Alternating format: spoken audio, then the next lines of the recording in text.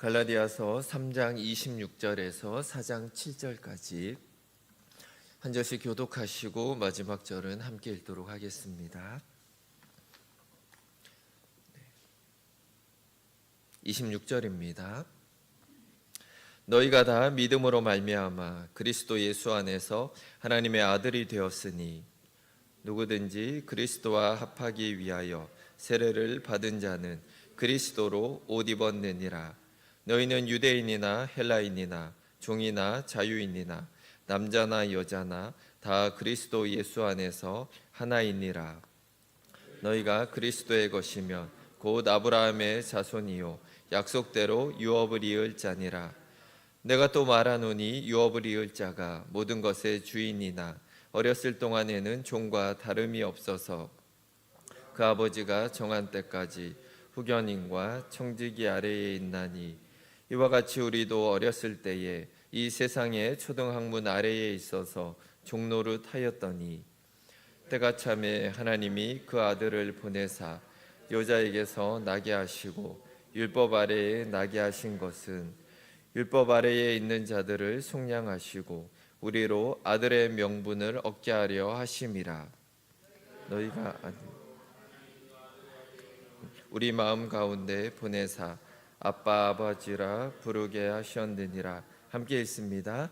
그러므로 내가 이후로는 종이 아니요 아들이니 아들이면 하나님으로 말미암아 유업을 받을 자니라. 아멘. 네, 오늘은 종에서 아들로라는 제목으로 함께 말씀을 살펴보기를 원합니다.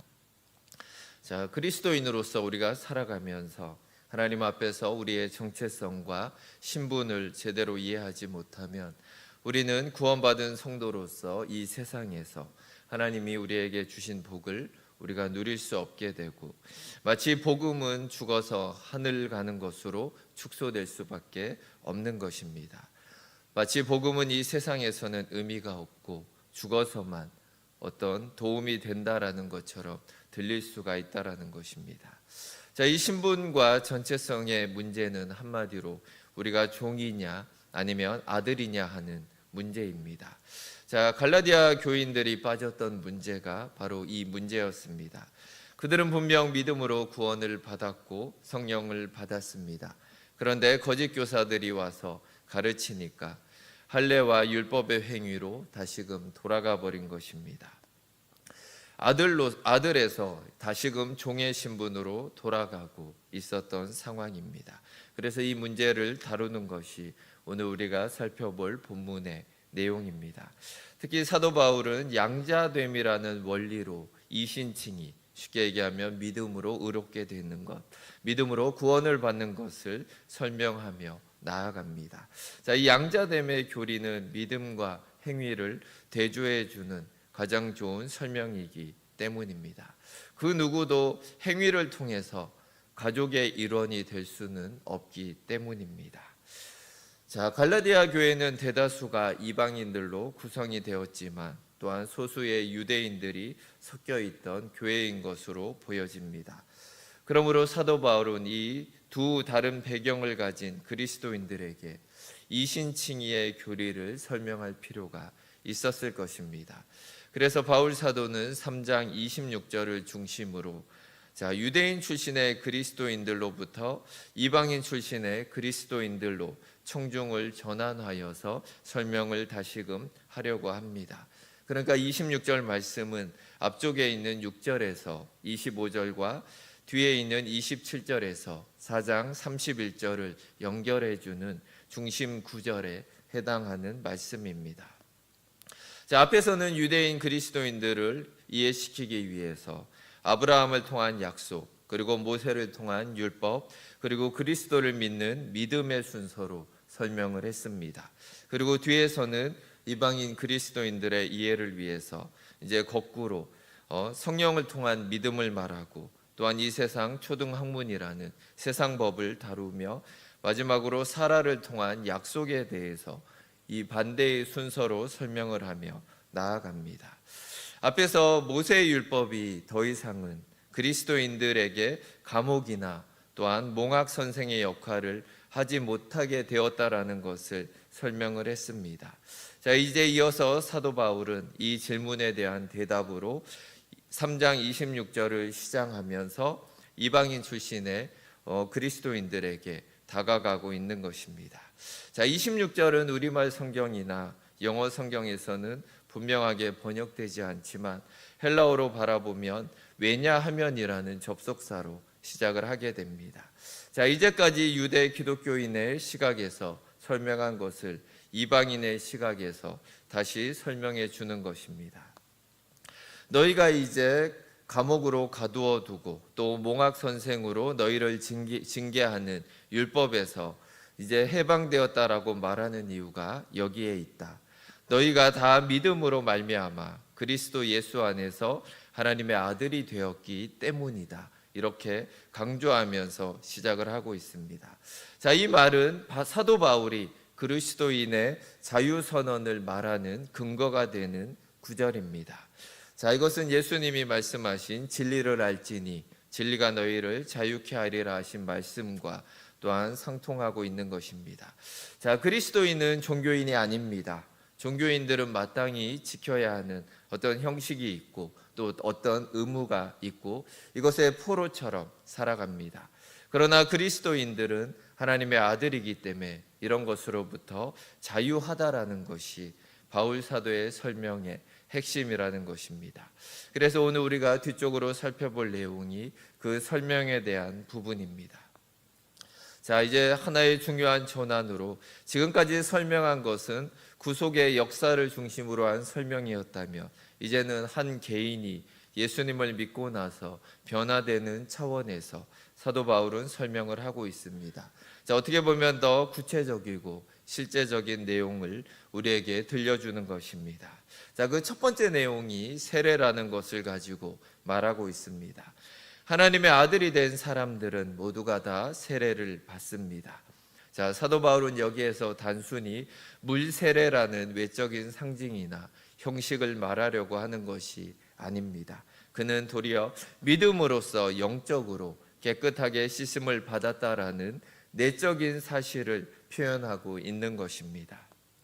자, 그는 믿음으로써 이 세례라는 것은 또한 양자됨을 증명해 주는 증명서 역할을 한다. 또한 양자됨의 법적인 절차를 밟는 것과 마찬가지라는 것을 말하고 있습니다. 그러므로 그리스도인이 일반적인 상황에서 세례를 받지 않는다라는 것은 생각할 수도 없는 일이다라는 것입니다. 자, 그러나 세례가 의미하는 가장 중요한 것은 신자들이 그리스도와 연합된다는 것입니다. 그리스도와 연합된다라는 것은 그리스도께서 우리를 구원을 위해서 행하신 모든 일에 우리가 연결되어 있다라는 것을 의미해 주는 것입니다.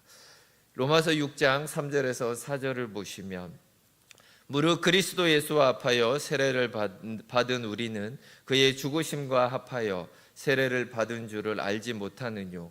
그러므로 우리가 그의 죽으심과 합하여 세례를 받음으로 그와 함께 장사되었나니 이는 아버지의 영광으로 말미암아 그리스도를 죽은 자 가운데서 살리심과 같이 우리로 또한 새 생명 가운데서 행하게 하려 함이니라.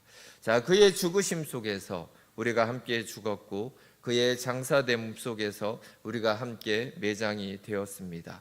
또한 그의 부활 안에서 우리가 다시 살아났다라는 선언인 것입니다. 자, 이것이 그리스도와 합하여 세례를 받았다라는 말의 의미입니다. 자, 헬라어 표현을 직역으로 하면 세례를 받는 것은 그리스도 안으로 세례를 받는 것입니다. 자, 우리가 세례를 통하여 그리스도 안으로 들어가는 것을 말하는 것입니다. 그럼으로써 우리는 그리스도와 하나가 되는 것입니다. 그리스도와 연합한다라는 것은 그리스도와 함께 고난도 받겠다라는 것입니다. 우리가 물세례라는 형식을 통해서 나는 그리스도와 하나가 되었다라는 것을 자기 자신에게 그리고 다른 성도들에게 또한 이 온 세상에 선포하는 것이라는 것을 우리는 기억해야 하는 것입니다. 또한 두 번째로 바울 사도는 그리스도와의 연합을 설명하기 위해서 다른 방식으로 옷을 입는다라고 지금 표현을 하고 있습니다. 예전의 옷을 벗어버리고 새 옷을 입는 것입니다. 헬라의 다른 종교들 안에서는 그들의 종교로 입문하게 될 때 이렇게 옷을 벗고 새로운 옷을 입는 신비한 의식이 있었다라고 전해집니다. 자, 우리가 마치 영화를 보다 보면 어떤 사교 같은 거에 들어갈 때 검은색 가운을 이렇게 바꿔 입으면서 그들 속으로 받아들이는 약간 그런 것을 우리가 생각하면 쉽게 이해가 될 것입니다. 자, 이런 점에서 이방인 출신의 그리스도인들은 지금 바울이 하는 말이 어떤 의미인지 쉽게 와닿았을 것입니다. 자, 우리도 마찬가지입니다. 가령 더러운 옷을 입으면 우리가 몸에 무슨 더러운 것이 묻든지 별로 신경을 쓰지 않습니다. 마치 남자들이 예비군 군복을 입으면 땅바닥에 털썩 주저앉는 것을 아무렇지 않게 생각합니다. 그런데 만약 하얀색 드레스를 입고 짜장면을 먹어야 한다라면 얼마나 신경을 쓰겠습니까? 차라리 짜장면을 안 먹고 말지. 내가 옷에 이게 하나라도 튀면 얼마나 스트레스가 될까 우리가 생각을 할 수가 있습니다. 자, 그래서 우리는 옷이 사람을 만든다라는 말을 합니다. 세례받은 신자들의 공동체에 속한 사람들은 그리스도의 색깔에 적셔져서 찬란한 영광으로 빛나는 옷을 입은 사람들이라는 것입니다. 자, 이들은 이전의 자아를 버리게 되고 세상과는 다른 새로운 관계를 가지게 되는 것입니다. 세상의 더러운 것들로부터 자기의 영광스러운 새 옷을 더럽히고 싶어 하지 않는 것입니다. 자, 그리스도인이 된다라는 것은 바로 이런 것입니다. 그가 하나님의 아들이 되었다라는 것이 바로 이런 의미를 담고 있습니다. 자, 우리가 그리스도와 합하여 세례를 받아서 그리스도와 하나가 되었고 그리스도로 옷을 입은 자가 되었다라는 것이 이런 의미입니다. 세례는 옛날 생활에서 새 생활로 결정적인 전환을 의미하는 사건입니다. 그래서 세례라는 것은 두 세계 사이의 경계선이라고 말할 수가 있습니다. 자, 이 경계는 죽음과 삶 사이의 경계이고 옛 생활과 새 생활 사이의 경계를 말해줍니다. 세례를 받은 자들은 그리스도로 옷을 입은 사람들이다라는 것을 우리는 기억해야 합니다. 우리가 그리스도로부터 입은 옷은 우리가 말하는 그 어떤 명품 옷보다 더 귀하고 아름답고 소중한 옷을 우리 그리스도인들은 입고 있다라는 것을 기억해야 하는 것입니다. 자, 그리스도로 옷 입은 공동체 안에서 일어나는 새로운 현상은 그들이 각기 입고 있었던 여러 가지 다른 옷들을 다 벗어지고 동일한 새로운 옷, 그리스도로 옷을 입고 있는 것입니다. 그러기에 우리 교회가 비록 세상 속에 살아가고 있지만 세상과는 엄연히 구별되는 부분이 바로 이것입니다. 사회적인 모든 장벽이 다 허물어진 것이 교회다라는 것을 말해주고 있는 것입니다. 자, 바울 사도가 여기에서 언급하는 것은 지금도 여전히 세상을 나누고 있는 장벽들입니다. 자, 이것은 마치 마귀적인 세력으로 이 땅에 존재하고 있습니다. 자, 모두가 세 가지입니다. 첫째는 유대인이나 헬라인이냐 이렇게 구분을 합니다. 바로 인종의 구별입니다. 두 번째는 종이냐 자유인이냐, 다시 얘기하면 신분과 서열과 물질을 얼마나 가지고 있는가에 대한 구별입니다. 세 번째는 남자와 여자라는 성에 대한 구별이 이것입니다. 인종의 구별은 우월감에 의해서 나누어집니다. 또한 서열과 물질은 탐욕에 의해서 구별이 됩니다. 또 성에 대한 것은 정욕에 의해서 타락해졌다라는 것을 인류의 역사는 우리에게 보여줍니다. 자, 분명히 갈라디아 교회의 구성원들도 엄연히 유대인과 헬라인의 구별이 있었습니다. 또한 종과 자유인의 구별이 있었고 남자와 여자의 구별이 있었습니다. 그러나 이들은 모두가 동일하게 그리스도와 합하여 세례를 받았고 이제는 그리스도로 옷을 입은 사람들입니다. 동일한 옷을 입고 있다라는 것입니다. 자, 그들은 인종을 떠나서 서열과 신분을 떠나서 성별을 떠나서 모두가 다 하나님의 아들들이라는 것을 말합니다. 자, 이것이 바로 교회입니다. 우리가 모두 다르지만 우리는 동일하게 예수 그리스도로 옷을 입은 사람들이고 바로 이것이 교회라는 것을 기억해야 하는 것입니다. 자, 우리가 여기에서 조심해야 하는 부분이 있습니다. 교회는 획일성을 추구하지 않습니다. 교회는 하나됨을 추구한다라는 것입니다. 자, 어떤 학자는 이렇게 말합니다. 다양성 안에서 하나됨을, 하나됨 안에서 다양성을 이렇게 표현을 했습니다. 갈라디아 교회 성도들은 모두가 그리스도로 옷을 입고 있었지만 그들은 여전히 여러 가지 인종이 있었고 서열이 있었고 성에 대한 다른 것이 존재했습니다. 그것들이 다 철폐하고 없어진 것이 아니었습니다. 예수 믿는 사람들도 다 개성에 있고 다른 모습들이 존재합니다. 자, 여기에서 모든 다양성이 존재한다라는 것입니다. 다양성을 무시하고 인정하지 않는 것을 획일성이라고 말하는 것입니다. 다양한 사람들이 모여서 그리스도 때문에 하나님의 자녀가 되었다는 그 사실 때문에 하나됨을 이루는 곳이 바로 교회다라는 것을 우리는 기억해야 하는 것입니다. 자, 그렇기 때문에 교회는 세상을 향한 하나님의 강력한 증거가 되는 것입니다. 그리스도인들은 세상이 끊임없이 나누고 있는 인종과 서열과 성에 대한 이런 마귀적인 세력으로부터 해방된 사람들입니다. 자, 이것이 어떻게 가능합니까? 바로 그리스도를 믿음으로 얻은 이 구원이 얼마나 큰 구원인가 알 때, 이 은혜를 깨달을 때만 이것은 가능한 것입니다. 그래서 바울 사도는 에베소 교인들을 위해서 이렇게 기도합니다. 에베소서 3장 17절에서 19절을 보시면 믿음으로 말미암아 그리스도께서 너희 마음에 계시게 하옵시고 너희가 사랑 가운데서 뿌리가 박히고 터가 굳어져서 능히 모든 성도와 함께 지식에 넘치는 그리스도의 사랑을 알아 그 넓이와 길이와 높이와 깊이가 어떠함을 깨달아 하나님의 모든 충만하신 것으로 너희에게 충만하게 하시기를 구하노라.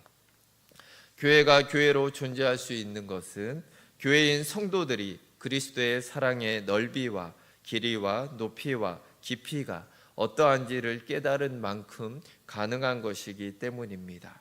자, 이렇게 해서 교회는 하나님의 손에 들려서 세상을 향해서 증거하는 가장 중요한 도구가 될 수 있는 것입니다. 자, 우리 모두가 다 예수 그리스도로 옷을 입고 있다라는 이 사실을 기억하는 동작중앙교회 성도님들이 되시길 바랍니다. 자, 이제 바울 사도는 하나님의 아들의 신분을 더 논리적으로 설명하며 나아갑니다. 자, 27절에서 우리 모두가 다 그리스도 예수 안에 있기 때문에 장벽들이 제거되었다라고 말했습니다. 자, 그리스도 예수 안에 있다는 말이 29절에서는 그리스도께 속한 자라는 말로 설명되고 있는 것입니다. 자, 그리스도께 속한 자는 곧 아브라함의 자손입니다. 그리스도가 바로 아브라함이 약속하셨던, 아브라함에게 하나님이 약속하셨던 바로 그 씨, 바로 그 자손이기 때문입니다. 자, 유대인들은 혈통 때문에 유대인이라는 혈통 때문에 아브라함의 자손이 된 것이 아니라 믿음으로 그리스도께 속한 자가 참 아브라함의 자손이다라는 말입니다. 다시 얘기하면 할례라는 형식을 통해서가 아니라 바로 믿음으로만 그리스도께 속하게 되고 진정한 아브라함의 자손이 된다라는 의미입니다. 자, 이 말은 유대인들에게 있어서는 얼마나 충격적인 말인지 모릅니다. 아브라함의 자손이라는 말은 하나님께서 아브라함에게 약속하신 모든 축복을 상속받을 수 있는 권한을 소유한 자라는 의미입니다. 바로 이 상속권 때문에 이 말은 그만큼 중요한 것입니다. 자, 본문은 갈라디아 교인들에게 너희가 하나님의 자녀임을 알아라. 도대체 이 사실을 제대로 알고 있는 것이냐, 이런 분위기로 이들에게 도전을 던지고 있는 것입니다. 하나님의 자녀가 되었다라는 것이 너무나 놀라운 사실인데 이것을 제대로 알기 위해서 너희가 예전에 어떤 상태였는지 돌아보자라고 말하는 것입니다. 자, 그들은 비록 하나님의 선택으로 아들이 되었을지라도 믿음으로 그리스도께 나아가기 전까지는 종노릇하는 자에 불과하다라는 것입니다. 4장 1절은 유업을 이을 자, 상속자, 그러니까 성도들을 지칭하고 있습니다.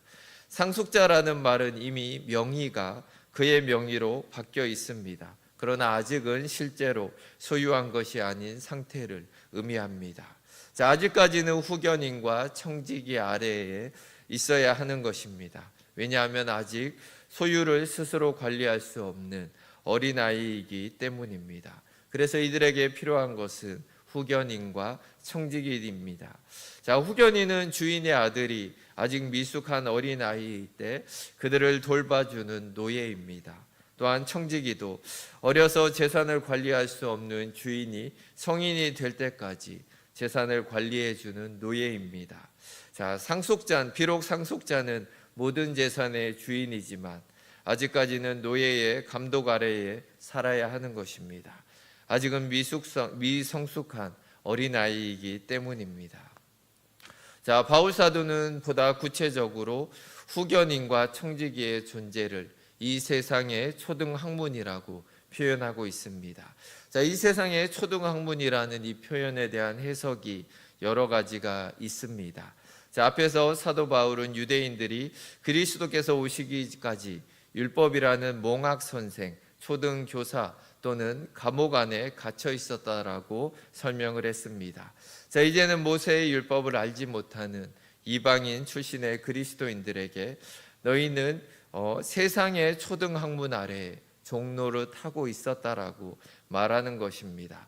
아마도 그것은 그들이 이교를 믿을 때에 가졌던 어떤 규정과 원리들을 가르친다라고 볼 수도 있고, 나아가서는 그들이 굴복하고 살았던 모든 이교적이고 마귀적인 영적인 존재와 그 세력을 또한 말하는 것으로 볼 수도 있는 것입니다. 자, 이들은 예수 그리스도를 알고 믿기 전에는 다 거기에 굴복하는 종과 같은 삶을 살고 있었습니다. 자, 예를 들면 우리나라도 비슷합니다. 기독교가 들어오기 전에 우리는 유교의 지배를 받고 있었습니다. 그래서 머리를 자르면 안 되었고, 또한 무속에도 우리가 있어서 또 어떤 그런 무속적인 그런 것들을 다 따지면서 또 삼신 할머니 이런 것도 믿으면서 그것을 두려워하며 살아가는 그런 모습들이 우리에게 있었다라는 것입니다. 자, 그러나 때가 되었을 때 하나님이 그 아들을 세상에 보내주셨습니다. 자, 이 사건은 모든 것을 변화시켰습니다. 특별히 종노릇하며 살아가던 우리가 하나님의 아들이 되었다라고 선언해 주는 것입니다. 하나님의 아들이 오셔서 죽으시고 부활하심으로 우리를 하나님의 아들로 삼아 주셨습니다. 자, 여기에 너무나 짧은 4절과 5절을 통해서 바울 사도는 하나님의 아들인 예수 그리스도께서 오신 것을 6가지의 핵심 진리로 증거하고 있습니다. 자, 먼저 시점을 보시면은 고대 세계에서 아들에게 유산을 물려줄 그 때를 정하는 사람은 아버지입니다. 때가 참회라는 표현은 하나님 아버지께서 아브라함에게 약속하신 것을 이루실 때가 찬 것을 아버지께서 결정하셨다라는 의미입니다. 예수 그리스도께서 이 땅에 오실 때는 모든 것이 준비되어 있었을 때였습니다. 로마에 의해서 하나로 통일된 세계, 유대인들이 율법이라는 것을 통해 하나님의 자비와 축복을 받았음에도 불구하고 타락함으로 인간의 죄와 실패를 온 세상에 보여주기에 충분한 역사의 시간. 자, 이 모든 것으로 말미암아 세상이 그리스도의 복음을 받기에 무르익었을 때 하나님은 그 아들을 이 땅 가운데 보내신 것입니다. 또한 두 번째, 기원에 대해서 말합니다. 그 아들은 어디서 오신 분이냐? 바로 하나님의 아들이라는 것입니다. 하나님이 그 아들을 보내셨습니다. 그리스도의 영원하신 신성을 말해줍니다. 마리아의 아들이 아니라 그분은 하나님의 아들이십니다. 세 번째로 방식을 말합니다. 그리스도는 하나님의 아들이셨지만 여자에게서 나심으로 그리스도의 진정한 인성을 말해주고 있는 것입니다. 하나님의 아들 성자 그리스도께서 사람이 되게 하시는 방식으로 하나님은 구원의 길을 열어주셨습니다. 또한 네 번째 조건을 말해줍니다.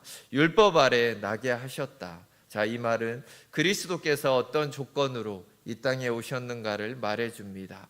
그분은 역사상 율법을 온전히 순종하신 유일한 분이십니다. 우리의 의를 이루시기 위하여 율법의 모든 것을 완전하게 지켜주셨습니다. 그리고 첫 번째 목적은 그리스도의 죽음은 어떤 사람들에게는 매우 불편하게 들릴 수가 있습니다. 그래서 어떤 루터교회 목사는 이렇게 말합니다. 기독교의 상징은 십자가보다는 말구유로 바꿔야 한다. 이런 말을 한 적이 있습니다. 그러나 하나님께서 그 아들을 적시에 완전하신 하나님이신데 완전한 인간으로 이 땅에 보내실 때 율법 아래 복종하도록 보내셨는데 바로 그 목적이 있었다라는 것입니다. 예수 그리스도께서 십자가에서 죽으사 율법 아래에 있는 자들을 속량하신 것입니다. 자, 이것이 바로 첫 번째 목적입니다. 속량이라는 말은 노예 시장에서 노예의 값을 지불하고 그 노예를 풀어준다라는 의미입니다. 어제의 노예는 그리스도로 말미암아 이제는 자유의 몸을 누리게 되는 것입니다. 그러나 이것이 구원의 전부가 결코는 아닙니다. 자, 두 번째 목적이 있습니다. 바로 우리로 아들의 명분을 얻게 하시려는 것입니다. 아들의 명분, 단지 자유의 몸으로 되는 것이 구원이 아닙니다. 노예가 하나님의 아들이 되어서 아들의 모든 권리를 행사할 수 있게 되는 것입니다. 자, 이것이 아들의 명분을 얻게 한다라는 말의 의미입니다. 즉 우리는 아들로서의 모든 상속권을 다 행할 수 있게 되었다라는 의미입니다. 또한 아들에게는 하나님께서 아들의 영을 주신다라고 말씀하십니다. 성령님은 아들의 영입니다. 하나님은 자기 아들들에게 아들의 영인 성령을 그 마음에 보내주셨습니다. 아들의 마음이 없으면 아들이 아닙니다. 하나님은 예수 그리스도를 믿는 우리 마음에 그 아들의 영을 보내주신다고 말씀하셨습니다. 아들의 영이 없는 자는 아들이 아니다라는 것을 우리가 기억해야 하는 것입니다. 아들의 영이 우리 안에 주어짐으로 우리는 하나님을 아바 아버지라 부를 수 있게 됩니다. 하나님을 아버지라고 부르고 기도하는 것은 그냥 내가 그렇게 불러야지 하고 되는 것이 결코 아닙니다. 아버지가 아닌 자를 우리가 아버지라고 부를 수 없듯이 우리는 아들의 영으로 말미암아 하나님을 아버지라고 아바 아버지라고 부를 수 있게 되었다라는 것입니다. 여러분은 하나님을 어떻게 부르고 계십니까? 사랑하는 아버지라고 애정과 경외함을 가지고 그분을 부르며 나아가고 계십니까? 그렇다면 여러분은 아들의 영을 받은 자이고 곧 하나님의 자녀, 하나님의 아들들이라고 말할 수 있는 것입니다. 아버지라고 부를 때 하나님은 우리의 말을 듣고 계십니다. 자, 이제 말씀을 맺으면서 우리가 생각할 질문이 하나 있습니다. 과연 나는 아들인가 아니면 종인가 하는 질문입니다. 바울 사도는 4장 7절에서 갈라디아 교인들에게 말합니다. 너희는 더 이상 종이 아니라 아들이다. 너희가 하나님의 아들들이기에 하나님은 너희를 상속자로 만들어 주셨다라고 말하는 것입니다.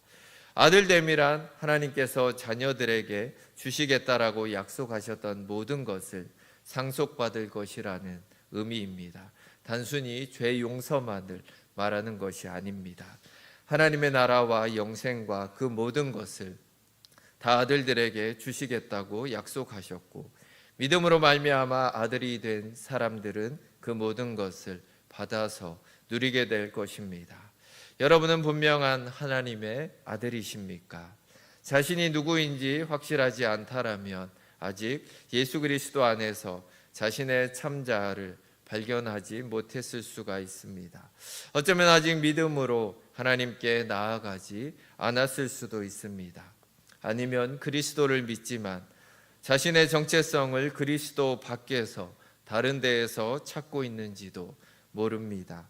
우리가 하나님의 아들이라면 우리는 지금부터 영원까지 하나님의 아들로서 하나님의 자녀로 살아갈 것입니다. 요한복음 1장 12절은 말합니다.